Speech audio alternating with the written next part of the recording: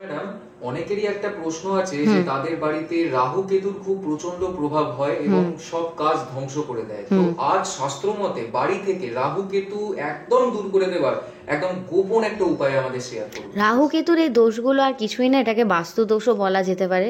তো কিছু কিছু প্রবলেমের কারণে, যেমন দিক নির্বাচন, বাস্তুর মতে দিক নির্বাচনটা তো খুব ইম্পর্টেন্ট। তো এই কারণের জন্য কিন্তু আমাদের জীবনে বা কোনো জায়গায় ভুলভাবে, যেমন বাথরুম বলুন, কিচেন বলুন, এগুলো ভুলভাবে যদি অবস্থিত হয়ে থাকবে ঘরের মধ্যে, তাহলেও কিন্তু রাহু কেতুর প্রচণ্ড প্রভাব হয়ে থাকে।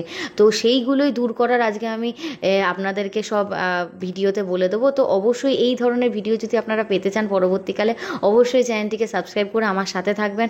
ভিডিওটা ভালো লাগলে লাইক আর সবার সাথে শেয়ার করে নিন। সবার জীবনে এই প্রবলেমটা রয়েছে, আমি চাই সবাই উপকৃত হোক। ভিডিওটা দেখা আপনার বন্ধু বান্ধব, ফ্যামিলি মেম্বার সবার সাথে শেয়ার করে দিন।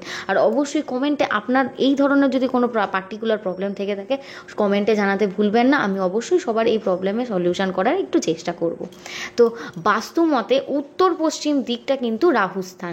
এই দিকে থাকে হচ্ছে এই মানে নোংরা ঘর বলো, ঝাঁটা, টয়লেট, এই জিনিসগুলো যদি এইদিকে রাখা হয়, তো কি হয়, মেনলি কলহ বাড়ে, মানসিক অস্থিরতা আর রোগ হয়। আর অপর দিকে আমি যদি বলি দক্ষিণ পশ্চিম মানে সাউথ ওয়েস্ট সাইড, সেটা হচ্ছে কেতুস্থান।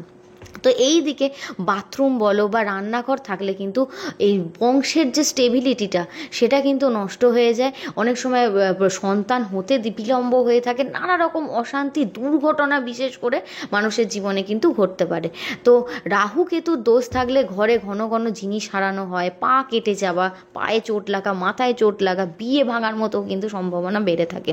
তো বিশেষ করে আবার যদি বেডরুম ধরুন রাহুর দিকে হলো, তো এক্ষেত্রেও কিন্তু ঘুমে দুঃস্বপ্ন হওয়া, মানসিক সমস্যা, বিষণ্ণতা, এইগুলো কিন্তু দেখা যায়। তো এই ধরনের জিনিসগুলো থেকে আপনারা যদি বেরোতে চান, অবশ্যই রাহু কেতুর একটা পুজো করার চেষ্টা করুন। রাহু মন্ত্র, কেতু মন্ত্র করার চেষ্টা করুন। যাদের সম্ভব নয় এই জিনিসটাকে ঠিক করা, ভেঙে চুরে ঠিক করতে পারছে না, যাদের সম্ভব আছে তারা অবশ্যই করুন। এছাড়াও হচ্ছে রাহু কেতুর যে মন্ত্রটা বললাম, এটা কিন্তু ডেলি জপ করতে হবে। শনিবারে কিন্তু মেনলি প্রতিদিন গঙ্গা জল আর লবণ দিয়ে ঘর মোছার চেষ্টা করুন। এছাড়াও বাড়ির সদস্যদের সকালবেলা হলেই গঙ্গা জল ছিটিয়ে দিন। বাড়িতে তুলসী গাছ রাখার চেষ্টা করুন। এছাড়াও শিব মন্ত্র, যেটা হচ্ছে ওম নমঃ শিবায় বা শিব পঞ্চাক্ষর মন্ত্র, এই মন্ত্রগুলো কিন্তু জপ করতে পারেন। বাস্তুদোষ কাটানোর জন্য মহামৃত্যুঞ্জয় মন্ত্রও খুব উপকারী হিসাবে কাজ দেয়। এছাড়াও মানে বাস্তুদোষ কাটানোর জন্য আরও একটা আমার ভিডিও আছে এই চ্যানেলে, অবশ্যই সেটা দেখে আপনারা রেমেডিগুলো কিন্তু করতে পারেন। তো এই ধরনের ভিডিও যদি আপনারা দেখতে চান, অবশ্যই আমার চ্যানেলটিকে সাবস্ক্রাইব করে আমার সাথে থাকবেন। ভিডিওটা ভালো লাগলে লাইক, শেয়ার আর কমেন্টে আপনার এরকম কোনো প্রবলেম থাকলে সেটা জানাতে আমাকে একদমই ভুলবেন না।